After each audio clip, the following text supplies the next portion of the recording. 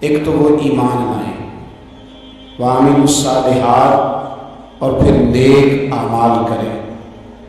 ایمان لائیں، نیک اعمال کریں، اور پھر چپ نہ کر دیں، وَتَوَاصَوْا بِالْحَقِّ، پھر حق بات کا اعلان کریں۔ ایمان لائیں، عمل صالح کریں، تیسرا کام کیا کرنا ہے؟ چلیں سارے بولیں گے تو اعلان بھی ہوگا نا، ایسے تھوڑی ہوگا کہ ایک دو آدمی اعلان کرے تو دنیا جاگ جائے۔ حق بات کا اعلان کرنا ہے۔ ایمان لانے کے بعد، عمل صالح کرنے کے بعد تیسرا حکم کیا ہے؟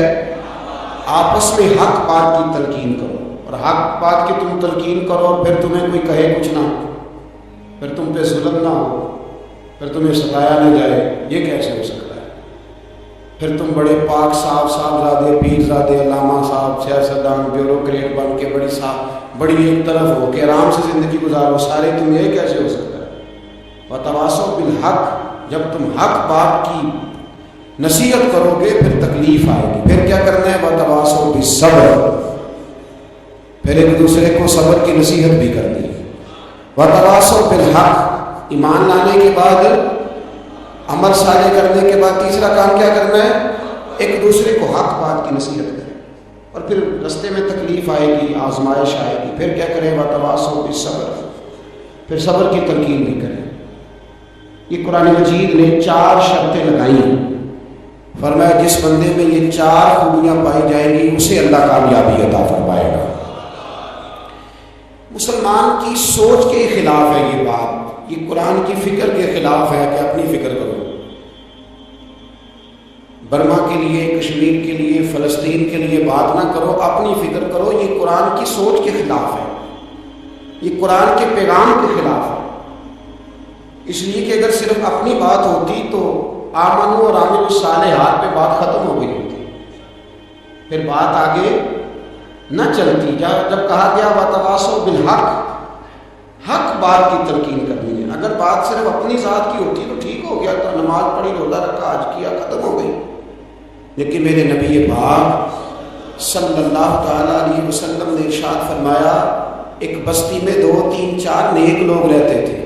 میرے پیارے کریم رسول فرماتے ہیں 3 4 بڑے پرہیزگار، متقی، صاف ستھرے صوفی صاحب، درویش صاحب، علامہ صاحب، بڑے جو کہتے تھے بالکل جی میں کوئی بات نہیں کرتا، کسی بادشاہ کو نہیں چھیڑتا، میں تو بس لوگوں کو اللہ اللہ بتاتا ہوں، میرا کوئی تعلق نہیں، کوئی مرے کوئی جیے، بڑے نیک، صاف ستھرے، پرہیزگار۔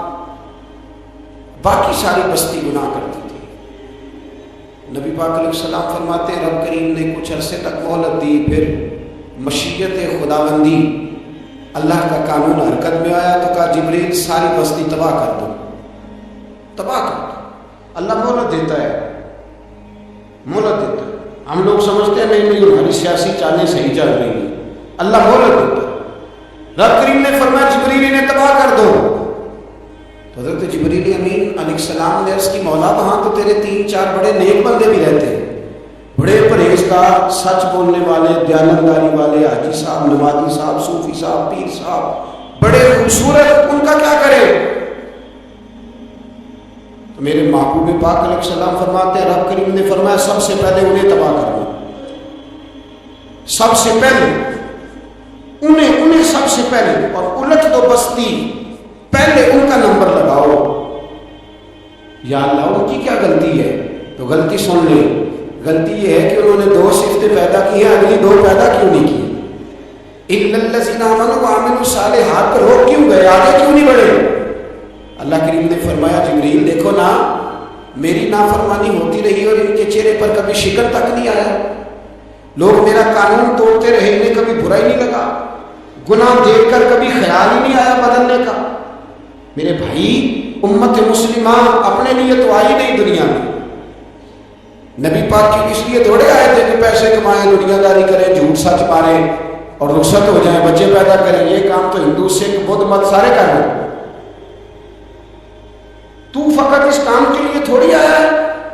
کنتم خیر امۃ اخرجت للناس، اللہ فرماتے ہیں میرے محبوب کے غلاموں تم بہترین امت ہو، میں نے تمہیں امتوں کے بھلے کے لیے پیدا فرمایا ہے، تمہیں لوگوں کی امامت کے لیے دنیا میں بھیجا ہے۔ اے نوجوان مسلم کبھی یہ تدبر بھی کیا تو نے وہ کون سا گردو ہے جس کا ہے تو ایک ٹوٹا ہوا تارا؟ تو نے کبھی سوچا ہے تو کیا ہے؟ پتہ ہے تجھے؟ روزی کماؤ، روٹی کماؤ، اور اب تو بہت سارے لوگ جھوٹ کی دنیا میں زندہ ہیں، جھوٹ بولتے ہیں اپنے آپ کے ساتھ، دائیں بائیں فراڈ کر رہے ہیں اپنی ذات کے ساتھ، خول بنا لیا اس میں بند ہو گئے، باہر نہیں نکل۔ اپنے ملک کی سوچو، اپنی بات کرو۔ علامہ اقبال نے پتہ کیا کہا تھا؟ اقبال نے، یہ سنو، جو لوگ کہتے ہیں پہلے پاکستان، برما کے مسلمان بعد میں کشمیر کے مسلمان، پہلے سنو اقبال کیا کہتے ہیں۔ اقبال کہنے لگے ان تازہ خداؤں میں بڑا سب سے وطن ہے، ان تازہ خداؤں میں بڑا کون ہے؟ وطن کی محبت ایمان کا حصہ، اس میں شک نہیں، لیکن اگر اسلام سے پہلے وطن آ گیا تو اقبال کہتے ہیں ان تازہ خداؤں میں بڑا سب سے وطن ہے، اور جو پیرہن اس کا ہے وہ مذہب کا کفن ہے۔ فرماتے ہیں جو وطن اوڑھ لیتا ہے اس نے اپنے مذہب کو دفن کر دیا۔ سب سے پہلے پاکستان نہیں، سب سے پہلے رسول اللہ کا دین ہے، سب سے پہلے قرآن ہے، سب سے پہلے نبی پاک کا فرمان ہے، سب سے پہلے امت مسلمہ ہے۔ ان تازہ خداؤں میں بڑا سب سے وطن ہے، جو پیرہن اس کا ہے وہ مذہب کا کفن ہے۔ اور اقبال کہنے لگے کون مذہب سے ہے؟ مذہب جو نہیں تم بھی نہیں۔ کون مذہب سے ہے؟ مذہب جو نہیں، کوئی نہیں سمجھ آ رہی ہے آپ کو میری بات؟ کون کس سے ہے؟ پاکستانی ہونے سے، پنجابی ہونے سے، سندھی بلوچی پٹھان ہونے سے؟ نہ، کون مذہب سے ہے، اور مذہب جو نہیں تم بھی نہیں۔ یہ کیسے ہو سکتا ہے کہ مذہب نہ ہو بندہ زندہ رہے؟ یہ کیسے ہو سکتا ہے؟ بھائی کافر نے اصل میں جاگ ہی نہیں رہا، میں جاگتا ہی نہیں، میں جیب کی سوچتا ہوں، مسجد کی سوچتا ہوں، خانقاہ کی سوچتا ہوں، مدرسے کی سوچتا ہوں، دکان کی، سارا دن تو اس چکر میں لگا رہتا ہوں لوگوں کو ثابت کرنے میں کہ میں صحیح ہوں باقی غلط ہے۔ میں تو اپنی ذات کے خور سے اٹھ ہی نہیں رہا، اور مجھے یہ اندازہ نہیں کہ لیبیا سارا کٹ گیا، مصر کے ٹکڑے ٹکڑے ہو گئے، مجھے پتہ ہی نہیں کہ شام جس کے بارے میں میرے نبی پاک علیہ السلام نے فرمایا مکے اور مدینے کے بعد اللہ نے سب سے زیادہ برکتیں ملک شام میں رکھی ہے، اور حضور نے فرمایا جس نے ہجرت کرنی ہے وہ شام جائے۔ اتنا اعلیٰ ملک سارا کٹ گیا، 4,000 لوگ ایک ایک دن میں قتل ہو گئے، اور میرا گھر آباد ہے نا، کوئی حد نہیں، وہ کٹتے ہیں تو وہ دور ہیں، کٹتے رہے۔ فلسطین میں ہمارے یہاں معراج کی محفلیں بڑی جم کے ہوتی ہیں، سارے لوگ پڑھتے ہیں سبحان الذی اسریٰ بعبدہ لیلا من المسجد الحرام الی المسجد الاقصی۔ انہیں پوچھو روز قرآن مجید میں مسجد اقصی کا نام لینے والوں، تم مسجد اقصی کہتے ہو تو تمہیں اللہ کتنی نیکیاں عطا کرتا ہے، بتاؤ تو صحیح مسجد اقصی کدھر ہے؟ اور اب تو میری طرح کے مولوی حدیث سناتے ہیں، کہتے ہیں مسجد نبی میں ایک نماز پڑھو تو 50,000 کا ثواب، حرم شریف میں پڑھو تو 1,00,000 کا ثواب۔ مولانا حدیث یہاں سے شروع نہیں ہوتی، کھولو تو صحیح کنز العمال، پڑھو مسند امام محمد بن حنبل، حدیث تو یہاں سے شروع ہوتی ہے۔ میرے نبی پاک نے فرمایا مسجد اقصی میں جس نے ایک نماز پڑھی 25,000 کا ثواب، اور میری مسجد میں جس نے ایک نماز پڑھی 50,000 کا ثواب، اور اللہ کے گھر بیت اللہ جس نے پڑھی 1,00,000 کا ثواب۔ مسجد اقصی کا تو ذکر ہی چھوڑ گیا ہے، کیوں؟ وہ مسجد اس کی طرف منہ کر کے 15 سال میرے نبی پاک نے نماز ادا کی۔ کس نے؟ بولیے گا 15 سال تک، 2 ہجری میں 13 سال مکے میں، 2 سال مدینے میں، مسجد اقصی کی طرف جدھر منہ کر کے تیرے اور میرے رسول نماز پڑھتے رہے۔ آج وہ مسجد یہودی کے قبضے میں ہے، کئی کے جمعے تالا رہتا ہے، وہاں نماز نہیں پڑھنے دی جاتی۔ مجھے کیا لگے اس بات سے؟ میری مسجد میں تھوڑی لگا ہوا ہے۔ ایسی ہوا چلی ہے کہ ہر شخص سوچتا تمام شہر جلے بس ایک میرا گھر نہ چلے۔ بھائی یہ وہ دور ہے جس دور میں ذرا سی بھی کسی شخص کو تکلیف ہوتی ہے تو عالمی میڈیا پہ بات جاتی ہے، موبائل جیبوں میں فوراً تصویریں کیش ہوتی ہیں۔ میں اور آپ، ہمارا اس قوم سے تعلق ہے جس قوم کے بچے کٹ گئے، ذبح ہو گئے، عورتوں کے پستان کاٹ کے برما کے بدھوں نے ان کے کباب بنا کے کھا لیے، چھوٹے چھوٹے بچوں کی لاشیں انہوں نے لٹکا ڈالی، اور یہاں میں حکومت کی کیا بات کروں، یہاں کسی سیاستدان کو مکھی کاٹ جائے تو ہمارے پھٹے آباد ہو جاتے ہیں بحث کرنے کے لیے. ہمارے اپنے لوگ، عام آدمی نہیں بات کرتا، عام آدمی نہیں نکلتا، عام شخص کو فکر ختم ہو گئی. وہاں میری بھائی سب سے بڑھ کر بہترین مسجد کے خطیب امام حسین تھے. مسجد نبی سے بڑی بھی کوئی مسجد ہوگی جس ممبر پر رسول پاک بیٹھ کے خطبہ دیا کرتے تھے؟ اور میرے مصطفیٰ کے آستانے سے بڑا بھی کوئی آستانہ ہوگا جس کی سجادگی امام حسین کے پاس تھی؟ کہتے ہیں ہمارا کیا تعلق، ہمیں کیا لگے، جو مرضی ہوتا پھرے. امام علی مقام آرام سے مسجد نبی میں بیٹھے تھے. زمانہ پوری دنیا سے جاتا تھا، ہاتھ چومتا تھا، قدموں میں بیٹھتا تھا. اتنی بڑی عظمت والی بھی کوئی شخصیت ہوگی جس کے رگوں میں رسول اللہ کا خون دوڑتا ہے، جسے حضور اپنی زبان مبارک اس طرح وہ چوسا کرتے تھے جیسے عرب کے لوگ پیاس کے عالم میں کھجور چوسا کرتے تھے. اتنا بڑا بھی کوئی شخص تھا. لیکن جب دین پہ کڑا وقت آیا تو حسین نے مسجد کی خطابت نہیں بچائی، آستانہ نہیں بچایا. امام علی مقام نے کہا کوفہ لٹتا ہے تو لٹتا رہے، دمشق میں فساد ہوتا ہے تو ہوتا رہے، وہ ملک شام کی بچیاں رو رہی ہیں تو روتی رہیں کہ ہم پہ یزید قابض ہو گیا، میری مسجد آباد ہے، کافی ہے. نا امام حسین نکلے اور نکل کے کہنے لگے جنت البقیع والی جگہ پہ کھڑے ہو کے یا رسول اللہ میں جا رہا ہوں، میں جا رہا ہوں اور آپ کے لیے جا رہا ہوں، اس لیے کہ مجھے اس شام کو بچانا ہے جس شام میں رسول اللہ کا کلمہ پڑھنے والے لوگ بستے ہیں.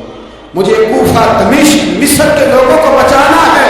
نانا تیرے کرم کے خزینے کی خیر ہو، میں جا رہا ہوں تیرے مدینے کی خیر ہو. نکل کھڑے ہوئے امام علی مقام، میدان میں نکلے. کس کے خلاف بولے؟ کون تھا جی؟ مسلمان تھا. اس وقت تک تو سب نے مسلمان لکھا ہے، جس نے کافر کہا شہادت امام حسین کے بعد کہا. جرم کیا تھا؟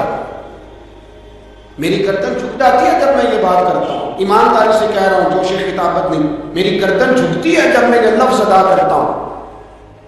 امام علی مقام اس شخص کے خلاف نکلے. سارے خطبے امام حسین کے پڑھ کے دیکھو.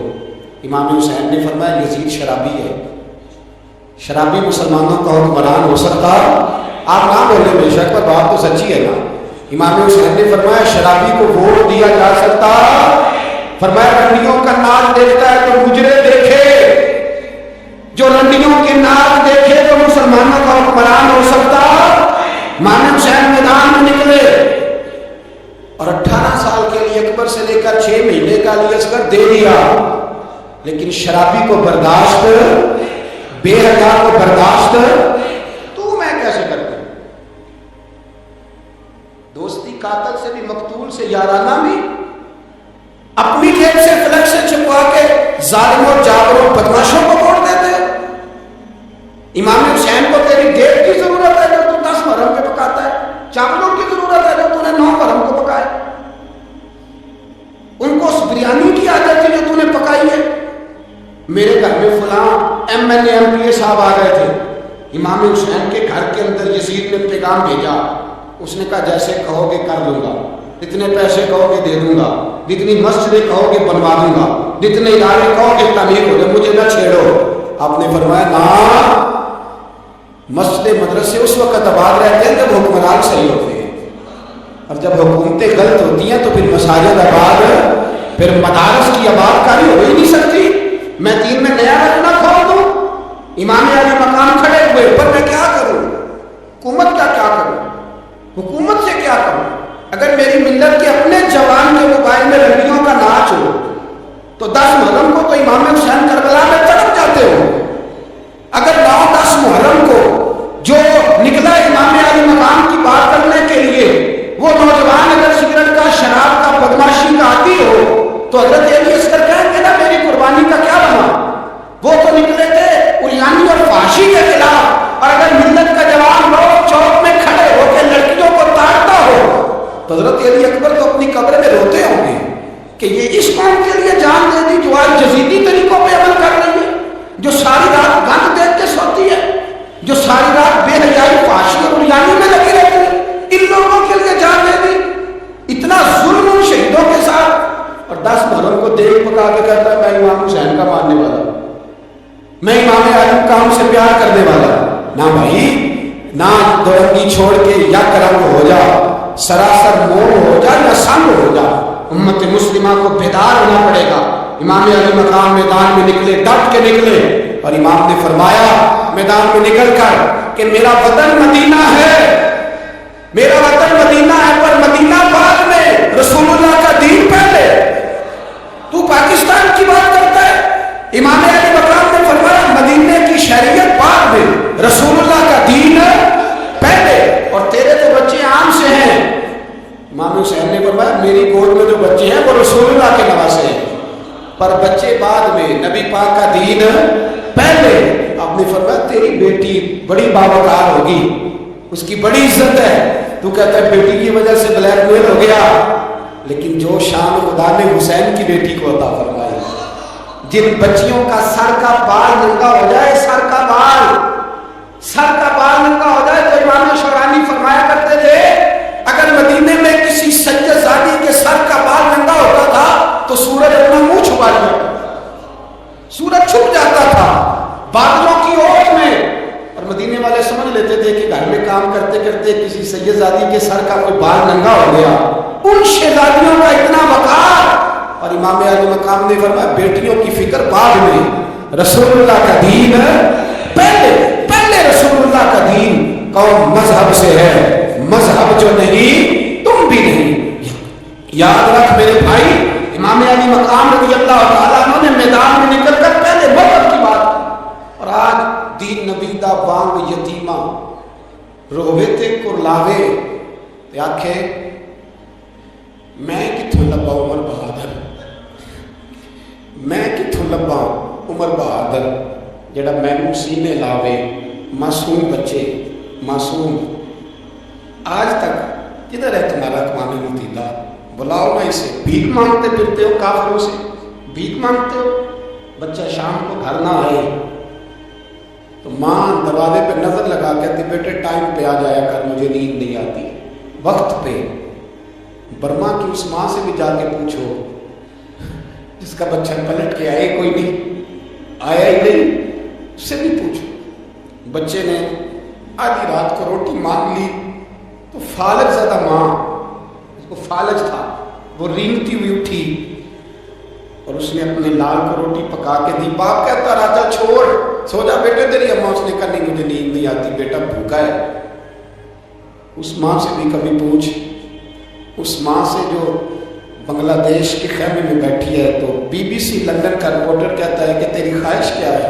कहती कोई भी नहीं, चलो 2 दिन के बाद सही मेरे बेटे को एक रोटी दे गया करो।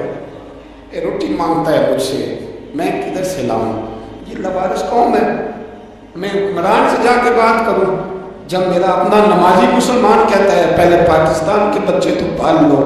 मेरे भाई तुझे खबर ही नहीं, ये तो जाना तो कभी गुंबद खजरा पे। तो मेरे मुस्तफ़ा ने फरमाया मन अज़ा मुस्लिम फ़क़द अज़ानी, फरमाया जब मेरा मुसलमान तकलीफ में होता है तो मैं गुंबद में तकलीफ में होता हूँ, मुझे दर्द होता है, मुझे अज़ियत होती है। पूछ जाके महबूब पाक से, मेरे अजीज किसी को गम ही नहीं इन लोगों का, किसी को परवाह ही नहीं, कुछ सोचता ही नहीं इनके बारे में। मैं अपने घर में मस्त हूँ, आप अपने घर में मस्त हैं। मेरे रसूलुल्लाह की उम्मत लुट गई सारी, जगह जगह तबाही। 1 इंच धरती पर जमीन ऐसी नहीं जो काफर की और खून बहता हो। एक रेमंड डेविस अमरीकी कुत्ता यहाँ बंद था मुसलमानों के कत्ल में, उन्हें अपनी कौम की इतनी फिक्र थी वो रातों रात छुड़ा के ले गए। लेकिन मेरी और तेरी बहन आफिया सिद्दीकिया सालों से बंद है। तड़प के पूछा है मुसलमानों ने कि उसकी गलती तो बताओ, उसका कसूर नहीं पर वो बंद है। कोई नहीं बात करने वाला, कोई नहीं। मस्जिद जाने, जुमा तो पढ़ाना है, उसमें गर्ज नहीं, दर्द है कि नहीं, क्या उसमें तो इतना पता है 1 घंटे तकरीर करनी है। पीर साहब सुबह से शाम तक तावीज़ लिखते हैं, सियासतदान सुबह से शाम तक जनाजा भी तब पड़ता है कि मुझे वोट मिलेगी। ताजर कहता है बस दुकान चलनी चाहिए, मर जाए मेरी तरफ से सारी दुनिया, बस करो, इस खौल से बाहर निकलो। ए नौजवान मुस्लिम, कभी ये तदब्बुर भी किया तूने? वो कौन सा गद्दू है जिसका है तू एक टूटा हुआ तारा? तूने सोचा ही नहीं कभी? तुझे कभी खबर ही नहीं हुई कि ये किस कदर बड़ा काम था? मेरे रसूल पाक सल्लल्लाहु अलैहि वसल्लम के गुलामों जागो, میں دعائی دیتا پھرتا ہوں، میں کہتا ہوں جٹ بن کے بڑا جی لیا، بٹ رائی انصاری بن کے بڑا جیا، بس کر دو بس کر دو، اب مسلمان بن کے جینا سیکھو، اب اپنی پہچان رسول اللہ کی غلامی بناؤ، اب کہو پہلے دین باقی ہر چیز بعد میں، بس کرو بہت ہو چکا ہمارے ساتھ، اب تھوڑا جاگو۔ میں بہت ساری باتیں دل میں لے کے آیا تھا جو آپ سے کرنی تھی، پر یہ لفظ ہیں کہ ٹوٹتے ہی جا رہے ہیں، بات ہے کہ سمت کا تعین ہی نہیں ہو پا رہا۔ میرے بھائی میں تو کبھی کبھی سوچتا ہوں لگتا ہے رب بھی ناراض ہو گیا ہے اور ہمیں منانے کا طریقہ بھی بھول گیا، نہ ہماری مسجدوں میں تہجد پڑھی جاتی ہے، نہ کسی کو نماز توبہ یاد رہی، نہ کوئی استسقاء والا، کوئی نہیں۔ جو پیر صاحب کے پاس جا کے بیٹھتا ہے تھپکی دیتے کہتے جا تیرا کام ہو جائے گا موج کر، کبھی نہیں کو کہتا توبہ بھی کر، استغفار بھی پڑھ، یہ داڑھی پوری کر، دین رسول اللہ کا اس کی طرف تو توجہ کر، کوئی تبلیغ ہی نہیں کرتا، سارے پھوکا پھاکی پہ لگ گئے ہیں، کوئی خیال ہی نہیں آ رہا کسی شخص کو کہ ہماری تباہیوں کا سبب کیا ہے؟ علاقہ تک کا برس فتح ہوا، تمام لوگ نعرے لگا رہے ہیں، حضرت ابو ذر غفاری کونے میں بیٹھ کے رونے لگ گئے، مسلمانوں کو فتح ملی، سب لوگ نعرے لگا رہے ہیں، خوشی ہو رہی ہے کہ علاقہ فتح ہو، حضرت ابو ذر غفاری رونے لگے اور تڑپ کے روئے، لوگوں نے کہا ابو ذر کیوں روتے ہو؟ آپ فرمانے لگے یہ لوگ برسوں سے قابض تھے اس شہر پر، یہ جن لوگوں سے آج ہم نے لیا ہے یہ برسوں سے، دل کے کانوں سے سننے والی بات ہے، فرمانے لگے یہ برسوں سے قابض تھے، انہوں نے اللہ کی نافرمانی کی ہے تو آج علاقہ ان کے ہاتھوں سے نکل گیا ہے، میں رو اس لیے رہا ہوں کہ خدایا کہیں ہم سے بھی نافرمانی نہ ہو اور یہ ہمارے ہاتھوں سے بھی نہ نکل جائے۔ شام نکل نہیں گیا ہمارے ہاتھوں سے، لیبیا نکل گیا، مصر نکل گیا، عراق نکل گیا، افغانستان نکل گیا، اور اگر دیکھو تو بالواسطہ بلا واسطہ ہر جگہ کافر کا ڈیرا، وہ رو رہے ہیں، کہتے ہیں جب قوم اللہ کی نافرمانی کرتی ہے تو علاقے نکل جاتے، تڑپ رہے ہیں، مجھے کوئی فکر نہیں، کوئی نہیں رویا مصر کے جانے پر، کوئی نہیں رویا لیبیا کی تباہی پر، شام کے بچوں پہ کوئی نہیں رویا، ہم لوگ یہاں عید مناتے رہے، عید پر لوگ نئے کپڑے لیتے رہے اور برما کے مسلمانوں کو کفن تک نصیب نہ ہوا، کوئی نہیں تڑپا ان لوگوں پر، کسی کو خیال نہیں آیا۔ صاحب امام علی مقام کی فکر کو سمجھو، اس پر غور کرو، بس کر دو، نیند بڑی لمبی ہو رہی، اب اٹھو اس بیداری سے، اٹھو۔ جب قومیں نافرمانی کرتی ہیں تو ملک چھن جاتے ہیں اور کافر باری باری کر کے باریاں لگا رہا ہے، باری باری تمہیں کئی دفعہ دھمکیاں دے چکا ہے، وہ تمہارا نمبر کئی دفعہ لگا چکا ہے، اب خواب غفلت سے اٹھ جاؤ، آگ پیروں تک آ گئی ہے، ایسا نہ ہو جلا ڈالے سارا کچھ۔ حضرت سیدنا ابو ذر غفاری رو کے فرمایا کرتے تھے جب تم نافرمانیاں کرو گے تو علاقے تمہارے ہاتھوں سے نکل جائیں گے، سو نکل گئے۔ غوث اعظم کے بغداد پہ کئی دفعہ بم گرے، مولا علی شیر خدا کا شہر نجف کئی دفعہ بم کی نظر ہوا، امام علی مقام کے کربلا میں اب تک کئی دفعہ جنگیں ہو چکی، اس لیے کہ ہم نافرمانی کرتے علاقے چھن جاتے۔ دوسری بات یہ کہ پھر ہمیں وہ طریقہ بھی نہیں آتا جس سے رب کو منایا جاتا ہے۔ آپ یقین کریں مسلمان پہ ایک 5 وقت کی نماز ہے وہ بھی بوجھ ہے، 2.5 گھنٹے کی تقریر اور 5 منٹ کی جماعت میں لوگ بھاگتے پھرتے، بڑا مشکل ہے۔ آج تک مسلمان ایک 5 وقت نماز پڑھنے کے لیے بہانے ڈھونڈ رہا ہے ابھی تک، تو وہ مسلمان کہاں سے آئیں گے جو رات رویا کرتے تھے، راتوں کو اٹھ کے روتے تھے تو سویرے اللہ کافر کے مقابلے میں اتنی مدد کرتا تھا کہ 10 مسلمان لاکھوں کو بتا دیا کرتے تھے، اس لیے کہ مدد کس کی شامل ہوتی تھی؟ بول کے بتائیے کون مدد کرتا تھا؟ کیونکہ دیکھیں نا یہ ہمیں طریقہ بتایا نبی پاک نے۔ اللہ حضور سے راضی تھا کہ نہیں؟ یار اس پہ جلدی جلدی بولو، اللہ راضی تھا نا؟ تو بدر کی رات حضور کیا کرتے رہے ساری رات؟ ساتھ نہیں تھا اللہ، وہ تو وہاں سے فرما رہا ہے غار ثور سے ان اللہ معنا، محبوب کہہ دے کہ اللہ تیرے ساتھ ہے، وہاں سے محبوب کہہ رہے اللہ ہمارے ساتھ ہے، وہاں سے اللہ ساتھ تھا، پر ساری رات بدر کی ساری، اور دعا کا رنگ کیا تھا؟ حضرت ابو بکر صدیق فرماتے ہیں حضور نے ہاتھ اٹھایا، اللہ یہ میرے 313 ہے، میں کل کمائی لے کے آ گیا، اے اللہ میری کل کمائی ہے، اگر یہ ہلاک ہو گئے تو قیامت تک کون تیری عبادت کرے گا، اے اللہ مدد فرما۔ اور حضور مناتے ہیں رب کو، کہتے ہیں یا اللہ تو نے وعدہ نہیں کیا تھا تو مدد کرے گا، یا اللہ تیرا وعدہ نہیں تھا تو کامیابی دے گا، یا اللہ تو نے ساری رات مناتے گزر گئی، ساری رات۔ صبح کا اجالا چمکا تو حضرت ابو بکر فرماتے اتنا لمبا سجدہ کیا، حضور سجدے میں تھے، میں دیکھتے دیکھتے تھک گیا، میں سجدے کی حالت میں ہی حضور پر لیٹ گیا، لپٹ گیا، میں نے کہا محبوبہ سار اٹھائیں، وہ دیکھیں اللہ نے مدد نازل فرما دی ہے، اٹھائیے سر۔ حضور نے اللہ کو منایا، نبی پاک منایا کرتے تھے، ہم اب سجدوں میں بھی نہیں جاتے، اتنی سو رہی امت سجدوں تقریروں سے انقلاب لانا چاہتے، ہم خالی نعروں سے انقلاب برپا کرنا چاہتے۔ لوگ جب روتے تھے بوڑھے لوگ سجدوں میں، اور عالم فاضل صوفی کی تو کیا بات ہے نا، وہ تو اللہ کے نمائندے ہیں کہ جس کے صرف سفید بال ہو جائیں، میرے نبی پاک علیہ السلام نے فرمایا رب تو ان کی بڑی عزت کرتا ہے، ان کی بڑی۔ اور میرے نبی پاک نے فرمایا گناہگار مومن بھی جب دعا کے لیے ہاتھ اٹھاتا ہے تو اللہ فرماتا ہے فرشتوں اسے خالی نہ لوٹانا، مجھے شرم آتی ہے اسے خالی، پر تو اٹھاتا ہی نہیں، تو اسے مناتا ہی نہیں، تو کبھی لکھتا ہی نہیں، تو نے کبھی کہا ہی نہیں کہ یا اللہ آ میں تجھے لے جاؤں۔ حضرت سعد بن ابی وقاص کے پاس قادسیہ کی جنگ ہو رہی تھی، کافر بلا رہا تھا آؤ اگر کوئی ہے تو آؤ، آؤ مقابلے میں۔ حضرت سعد بن ابی وقاص نے گھوڑے دوڑا دیے، دشت تو دشت ہیں، صحرا بھی نہ چھوڑے ہم نے، بحر ظلمات میں دوڑا دیے گھوڑے ہم نے۔ حضرت سعد بن ابی وقاص نے گھوڑے دوڑائے، آگے دریا آ گیا، کوئی پل نہیں، کوئی شہر، اسلام کی عزت کا سوال ہے۔ حضرت سعد بن ابی وقاص نے ہاتھ اٹھائے اور کہا اے اللہ اگر تو موسیٰ کی نافرمان قوم کو رستہ دے سکتا ہے تو تو ہمارے دلوں کو جانتا ہے، ہم تو اپنے رسول کے فرمانبردار بنا ہو، آنا میں پانی کر کی، اگر تو نے دل مسلم کی دل جوئی نہیں تو ہمیں تانا دیکھ کے بت کے مسلم کا خدا کوئی نہیں۔ کہا اے اللہ مہربانی فرما، اگر تو حضرت وَإِذْ فَرَقْنَا بِكُمُ الْبَحْرَ فَأَنْجَيْنَاكُمْ وَأَغْرَقْنَا آلَ فِرْعَوْنَ، اگر تو حضرت موسیٰ کی قوم کے لیے دریا پھاڑ سکتا ہے تو ہم تو نبی پاک کے غلام ہیں۔ صحابہ کہتے ہیں جناب صاحب نے دعا مانگی تو دریا نے رستہ عطا فرما دیا۔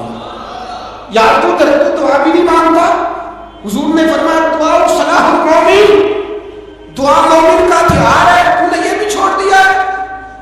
اب تو پر باتیں کر کے تبصرے کر کے ٹی وی دیکھ کے اپنی رائے قائم کر کے کمنٹس کر کے سو جاتا ہے، یہ بھی سوتا خوش ہو گیا، تو دعا تک نہیں مانگتا۔ فرماتے دعا مانگی تو دریا نے رستہ دیا، اور جب اس کنارے نکلے تو حضرت سعد کہنے لگے کسی کی کوئی شے تو نہیں رہ گئی دریا میں، کوئی چیز تو نہیں رہ گئی۔ ایک صحابی کہنے لگے پیالہ رہ گیا ہے، تو حضرت سعد فرمانے لگے او دریا ہمارا پیالہ واپس نہیں کر دیتا؟ تو کہتے ہیں کہ لہر آئی تو پیالہ بھی باہر پھینک گئی۔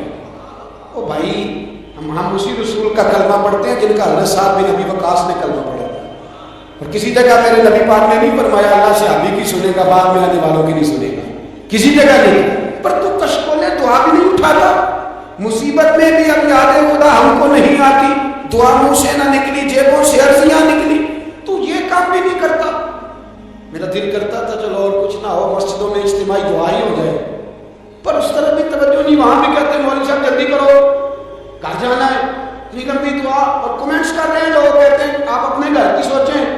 میرے بھائی دعا، صلاح الدین ایوبی فلسطین کی جنگ لڑ رہے تھے، خبر آئی کہ عیسائیوں کا ایک بحری بیڑا، بحری جہاز اسلحہ لے کے آ رہا ہے، نیزے ہیں، تلواریں ہیں، تیر ہیں۔ صلاح الدین ایک بزرگ تھے، ان سے ملے تو کہنے لگے بابا جی آپ بھی دعا کرو، میں بھی دعا کرتا ہوں۔ مسلمانوں کے پاس پہلے اسلحہ ہے، عیسائیوں نے اور منگا لیا ہے، کہیں ایسا نہ ہو مسلمانوں کے خلاف اتنا اسلحہ استعمال ہو۔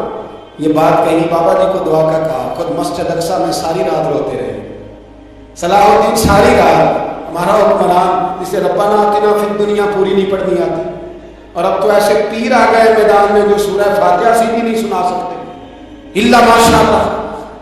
ساری رات صلاح الدین ایوبی روتے رہے۔ وہ بزرگ کہتے ہیں میں بھی کونے میں تھا، پر جس درد سے اس نے دعا مانگی میں نہیں مانگ سکا۔ سویرے خبر آئی کہ دشمن کا وہ بحری بیڑا حوصلہ لے کے آ رہا تھا، دریا میں غرق ہو گیا۔ صبح خبر آئی تو وہ شخص ایک آگے بابا جی سے کہنے لگا بابا جی وہ بحری بیڑا دریا میں غرق ہو گیا۔ تو بابا جی رو پڑے، کہنے لگے دریا میں غرق نہیں ہوا، صلاح الدین ایوبی کی آنسوؤں میں غرق ہو گیا، اس کے آنسوؤں میں غرق ہو گیا۔ اس نے رب سے دعا ہی ایسی مانگی، اس کے آنسوؤں میں۔ تو دعا بھی نہیں مانگتا میرے بھائی مسلمانوں کے لیے، تو دعا بھی نہیں مانگتا۔ امام حسین میدان کربلا میں تھے، ایک راوی کہتا ہے 3 دن پانی بند رہا ہے، روٹی بند رہی ہے، پر قرآن پاک کی تلاوت 1 منٹ کے لیے بھی بند نہیں ہوئی، دعا اور التجا 1 منٹ کے لیے بھی بند۔ حسین کے خیمے سے یہ آواز بار بار آتی رہی، یا اللہ استقامت بھی دے اور صبر بھی عطا فرما۔ دعا کا رستہ بند، تلاوت بند نہیں ہوئی، اللہ کی بارگاہ میں سجدے بند نہیں ہوئے، چھوڑ گیا۔ تو دعا تک نہیں مانتا، دعا تو انقلاب برپا کر دیتی، دعا تو حالات بدل دیتی، دعا تو تبدیلی لے آتی ہے۔ کوئی بیٹھا ہوا مجھے دور دعا دیتا ہے، بس دعا دیتا، فقط دعا دیتا ہے۔ کوئی بیٹھا ہوا مجھے دور دعا دیتا ہے، میں ڈوبتا ہوں پر سمندر اچھال دیتا ہے۔ وہ بھائی تو دعا بھی چھوڑ گیا۔ پہلی بات آپ کی خدمت میں یہ ہے کہ جاگے مسلمان بنے۔ دوسرا کچھ نہیں کر سکتے تو دعا تو کر سکتے ہیں، دعا کا رستہ اپنائیں۔ اور پھر میرے نبی پاک علیہ السلام نے 2 باتیں فرمائی، کان کھول کے سن لینا، 2 باتیں۔ حضور نے فرمایا ایک وقت آئے گا کہ میری امت کے خلاف کافر ایک دوسرے کو آوازیں دیں گے، آؤ مسلمانوں کو ماریں، آؤ مسلمانوں کو۔ تو صحابہ نے کہا یا رسول اللہ کیوں، ہم تھوڑے ہو جائیں گے؟ فرمایا نہیں تو بہت زیادہ ہو گے۔ 56 اسلامی ملک ہے دنیا میں، کتنے بول کے بتا دیں، اتنا سا بننا ہے۔ کسی غیر مسلم کا کتا مر جائے تو یہ چیخ پڑتے ہیں، اور یہاں کہتی ہے اقوام متحدہ کہ نہیں وہ ہمیں داخل نہیں ہونے دے رہے، تو بند کرو پھر سلامتی کونسل، تحلیل کر دو، اقوام متحدہ ختم کرو۔ اگر تمہاری کو سنتا نہیں تو بنائی کیا ہے؟ صرف مسلمانوں کو پریشرائز کرنے کے لیے۔ اور ہمارے مسلمان بھیک مانگتے پھرتے، کہتا ہے کہا ہے ہم نے اقوام متحدہ سے، اب تم اپنے لیے کافر سے بھیک مانگو گے، کافر سے بھیک مانگو گے؟ میرے عزیز نبی پاک علیہ السلام نے فرمایا کافر ایک دوسرے کو بلائیں گے مسلمانوں کو مارے۔ یا رسول اللہ ہم تھوڑے ہوں گے، فرمایا بہت زیادہ ہوں گے۔ حضور کیا ہوگا؟ فرمایا تمہیں وہن ہو جائے گا۔ یا رسول اللہ وہ کیا ہے؟ فرمایا دنیا سے پیار ہو جائے گا، مرنے کو دل نہیں کرے گا دنیا سے، اور مرنے کو اس وقت سمجھ لینا کافر تم پہ حاوی ہے۔ میں اپنا اندازہ کروں، آپ اپنا کریں، مجھے دولت سے کتنا پیار ہے اور آپ کو کتنا پیار ہے۔ جاگ کے سنیں یہ لفظ رسول پاک کو صلی اللہ علیہ۔ حضور نے فرمایا جب تجھے دنیا سے پیار ہو جائے، دولت سے پیار ہو جائے، اقتدار سے پیار ہو جائے، اور جب تجھے موت بری لگنے لگے، تیرا مرنے کو دل نہ کرے، پھر کافر تیرے اوپر چڑھ آئے گا۔ آج دولت ہی تو رہ گئی ہے، باقی بچہ کیا ہے؟ میں اکثر کہتا ہوں شادیاں نہیں ہوتی، تجارتیں ہوتی ہیں۔ لڑکی والے کہتے ہیں کہ لڑکا زیور کتنا ڈالے گا، لڑکے والے کہتے ہیں لڑکی جہیز کتنا لائے گی۔ تجارت، ہر جگہ دولت، ہر جگہ پیسہ، ہر جگہ سرمایہ۔ جہاں جس معاشرے میں تلاوت بکے، نعت بکے، تقریر بکے، اس سے زیادہ اور تباہی کا معاملہ کیا ہو؟ میرے عزیز میرے رسول پاک علیہ السلام کے صحابہ کے قریب دنیا داری آ سکی نہیں آئی۔ حضرت ابو بکر صدیق نے پانی مانگا تو لوگوں نے دودھ دیا، فرمایا پیچھے کرو، ابو بکر نے نعمتیں چھوڑ دیے۔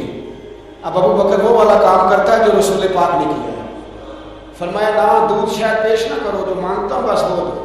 حضرت ابو بکر صدیق نے بڑے مالدار تھے، حضرت عمر فاروق رضی اللہ تعالیٰ عنہ کے پاس صحابہ کرام جمع ہو کے آئے، کون سا ایسا شخص ہے جس کی تنخواہ میں اضافہ ہو جائے؟ تو لوگ کہتے ہیں نہیں مجھے نہیں چاہیے، اور ہم نے وہ لوگ دیکھے، حاجی صادق صاحب کو مسجد والوں نے کہا 1000 روپیہ تنخواہ بڑھانی ہے، تو حاجی صاحب کہنے لگے میرا بڑا سونا گزارا ہوتا ہے، میرے نہیں بڑھے گے۔ حضرت سیدنا عمر فاروق رضی اللہ سے آپ اکٹھے ہو کے گئے، کہنے لگے عمر حضور کے زمانے میں بظاہر غربت رہی، جناب صدیق اکبر کے زمانے میں غربت، اب تو بڑی ریل پیل ہے، بحرین سے لاکھوں کا مال آتا ہے، آپ کو بڑے بڑے سفیر ملنے آتے ہیں، پر آپ وہی پرانا کرتا اور وہی طاقت جو کئی جگہ سے سی آپ نے کئی جگہ سے پھٹی۔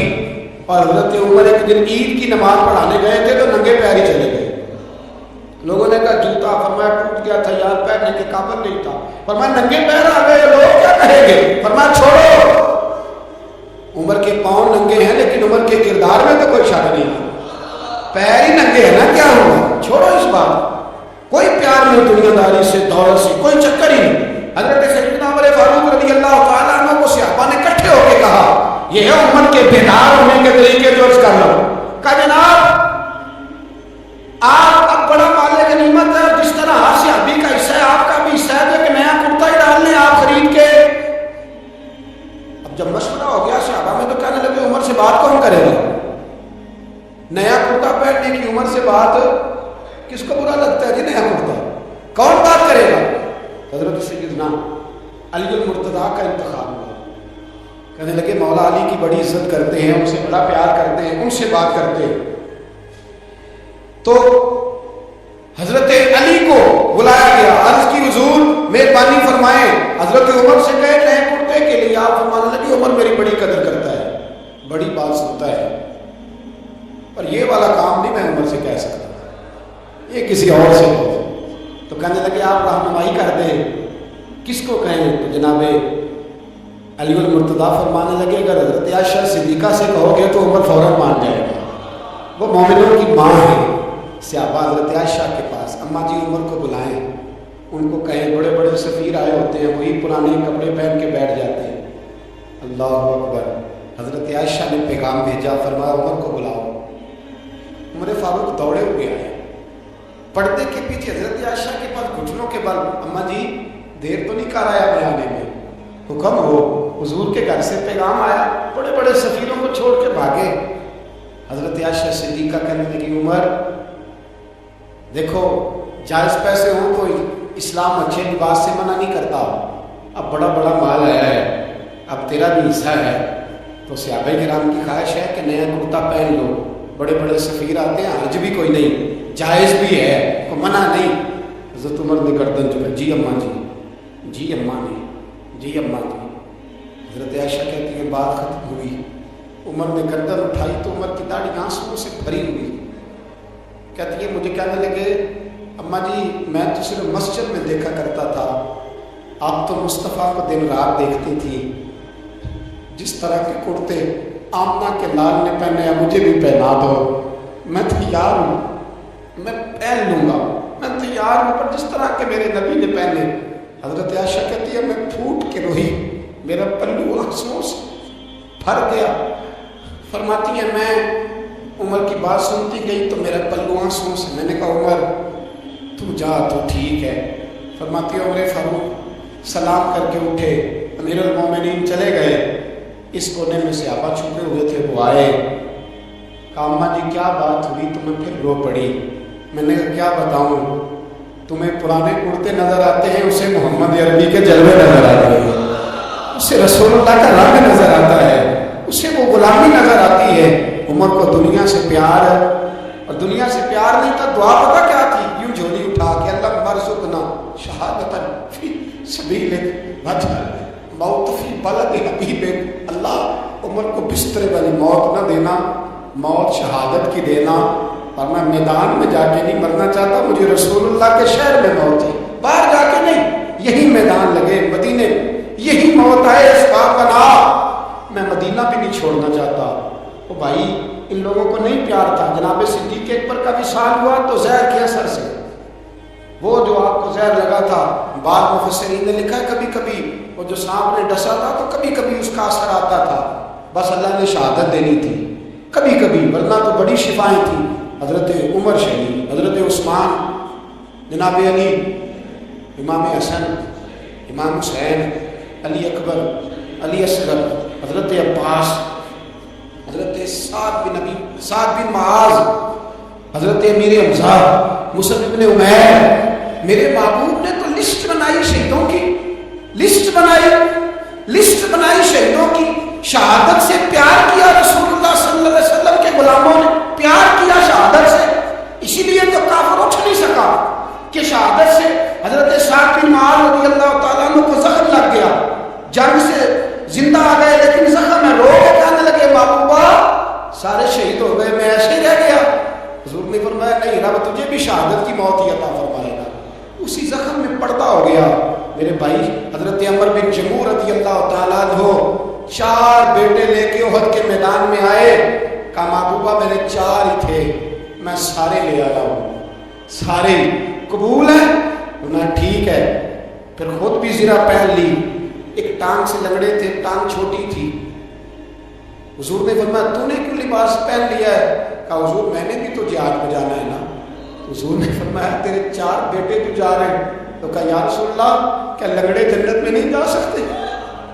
हुजूर लंगड़े अल्लाह को कबूल नहीं, मैं नहीं जा सकता। मेरे नबी पाक सल्लल्लाहु अलैहि वसल्लम ने फरमाया नहीं, जन्नत तो तेरा इंतजार कर रही है। कहा हुजूर फिर मैं भी जाऊंगा, बच्चे जाएंगे तो मैं भी जाऊंगा।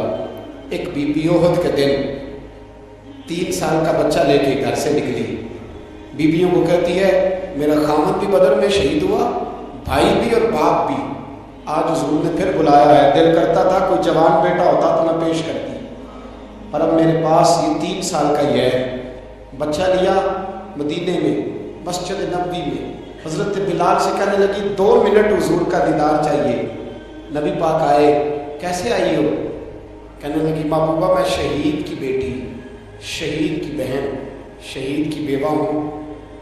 मेरे पास अब जवान तो कोई नहीं है, 3 साल का ही है। हुजूर ने मुस्कुरा के फरमाया ये करेगा क्या? करेगा?